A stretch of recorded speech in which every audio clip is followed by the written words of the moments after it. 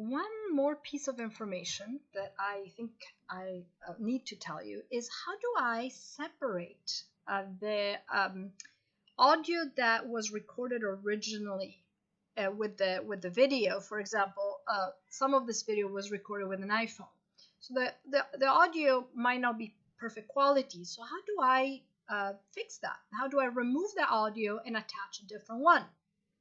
So what you want to do is you want to select the clip and you want to right mouse click and say unlink. So you right mouse click and say unlink. So now this is pretty independent. This audio can even get deleted, and all of a sudden we have just the video alone. So how do we attach that video? And by the way, I'm going to do the same with this clip, because this clip is the one of the let me show it, of this. And if you pay attention to the audio of that clip, it's absolutely flat. It doesn't really have audio, right? So that particular clip, the audio is completely unusable or not useful to us. So I'm going to do the same thing. I'm going to right mouse click and I'm going to say unlink. And then I'm going to grab this and hit delete on the keyboard. So what we need to do is we need though to sync this audio with the audio that was actually recorded by a professional setup with microphone and everything. So what I need to do is I need to grab that clip and shift click this one and the audio alone, and then I can right mouse click and I can use the synchronizing tool that is right here, synchronize. So that's definitely the tool I want to be able to do that.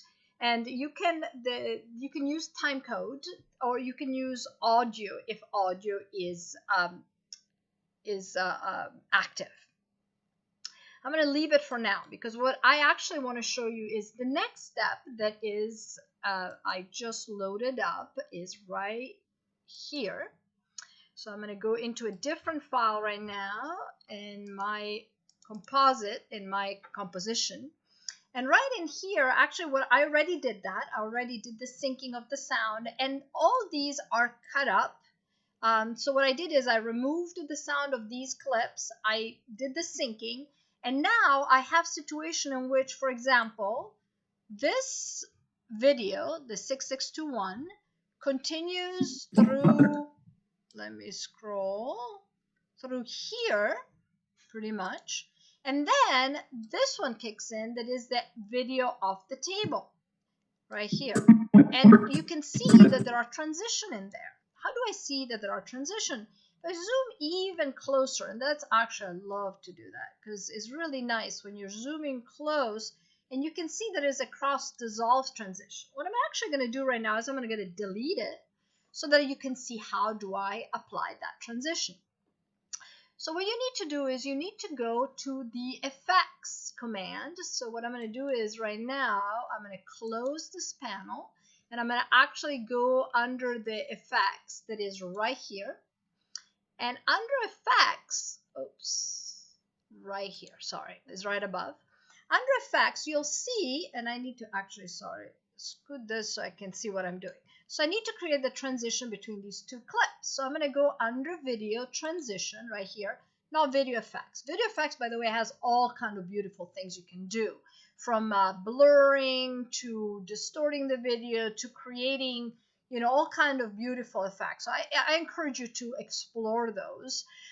Even one that I use quite a bit is color correcting. That is something I can now really teach in an hour or in a short video. Is a hard one to do. But for example, if your video is too dark, it's pretty,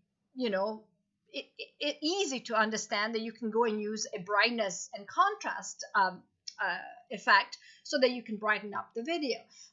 If you need to fix the color balance, but these are the color correction effects. Now we don't want necessarily video effects right now, we just want the video transition.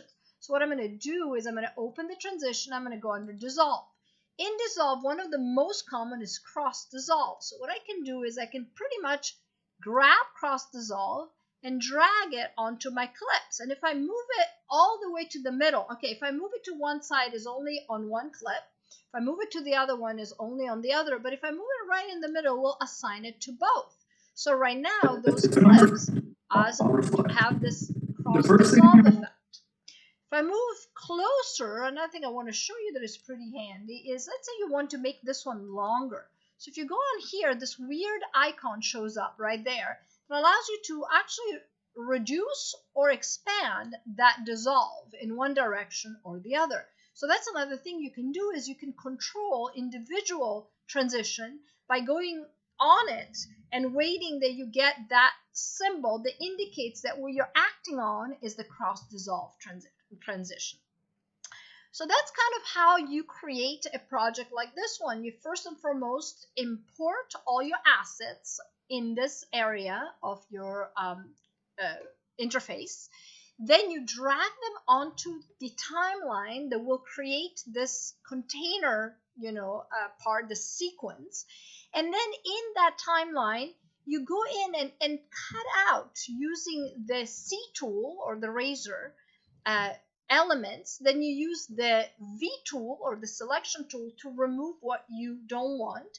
And then you organize it neatly onto a one video track. Now you could leave it distributed across multiple tracks, but the reason why I put it in one is because it's much easier when you're doing your transition to just assign it to both. You just drop and drag really quickly. And so it's easier to have it, especially because you don't need a redundant video in there for when you process everything. Another thing that is kind of really important to show that I didn't is the fact that you can view your video at different, percentage. Right now we're viewing it at 10%. That is not ideal. We want to go and say 50% if you want to see exactly what he's doing. Or you can choose fit, and that will be kind of like controlled by how big is that window. So that's another thing that is really important to keep in mind, is that you have that option to zoom in really closely. That is important because I'm going to show you later, the next part of the tutorial is to show you how to create animation in Adobe Premiere. And when you do animation, and for example, in this case, we're going to create these lines, because what Jeremy's saying here is that he's marking a certain part of these, the mirror part, the back of the mirror. So he's making a mark right here that is fairly visible in the video, but will be even more visible if I can create a little line that appears right there. And I create a little animation. This is what I'm going to show you next. So I just wanted to show you that ultimately what you want to have is kind of a nice composition, a nice sequence is the right word, with all your different clips staggered in time correctly.